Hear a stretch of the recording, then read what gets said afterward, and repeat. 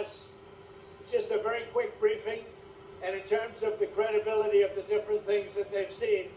And I would say that, these files were made up by Comey, they were made up by Obama, they were made up by the Biden, and we went through years of that with the Russia hoax, with all of the different things that we had to go through. We've gone through years of it.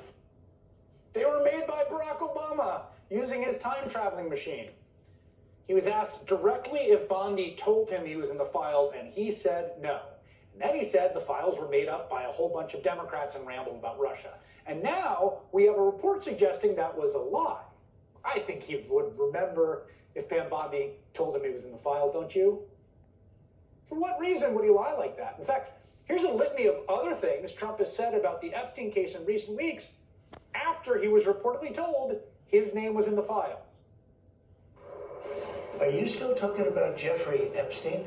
This guy's been talked about for years. He's dead for a long time.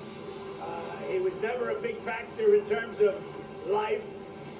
I don't understand what the interest or what the fascination is. It's all been a big hoax. It's perpetrated by the Democrats, and some stupid Republicans and foolish Republicans fall into the net, and so they try and do the Democrats' work. I call it the Epstein hoax.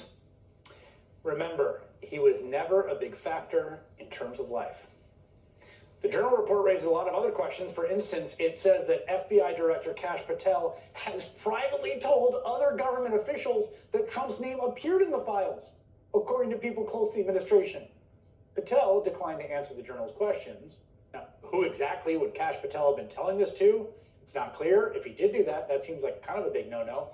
It is worth noting that in the middle of all this, back in June, remember when billionaire Elon Musk had his big falling out with Trump over the bill that Trump was pushing?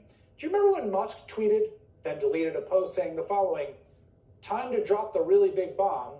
Donald Trump is in the Epstein files. That is the real reason they have not been made public. Have a nice day, Donald J. Trump." Today's Journal report also cited a statement from Bondi and her deputy, Blanche, saying nothing in the Epstein files warranted further investigation or prosecution. As part of our routine briefing, we made the president aware of the findings they said. But here's the thing.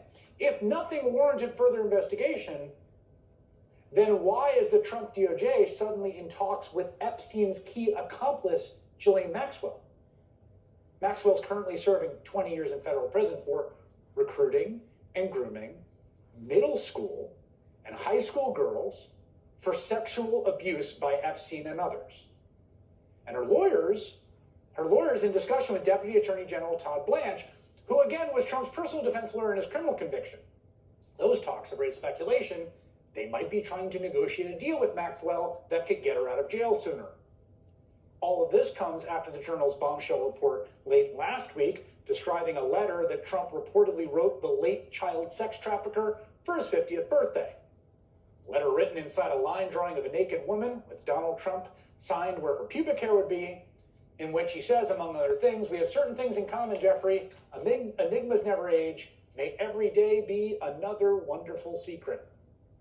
Trump says the story is fake and is suing the reporters, the paper, the owner, Rupert Murdoch, for literally billions of dollars. But if that story rocked Trump world, and it seemed to do that, today's Journal reporting might rock MAGA to its core. It also, crucially, seems to corroborate allegations by ranking Democrat on the Senate Judiciary Committee, Dick Durbin, remember we reported this just a few days ago, who wrote a letter to Pam Bondi last week demanding her answers to reports that the hundreds of FBI personnel who reviewed the Epstein files were instructed to flag any records in which President Trump was mentioned. All of this leaves us with the question, where is the Attorney General in all this? Trump appointee who months ago promised to release the Epstein files that were, quote, sitting on her desk, who just 2 weeks ago told us there was nothing worth releasing, who we have learned today reportedly told Trump he was in the Epstein files multiple times.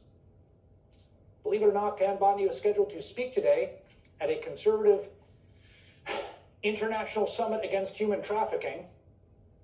But when she was set to take the stage, a Justice Department deputy came out instead. I do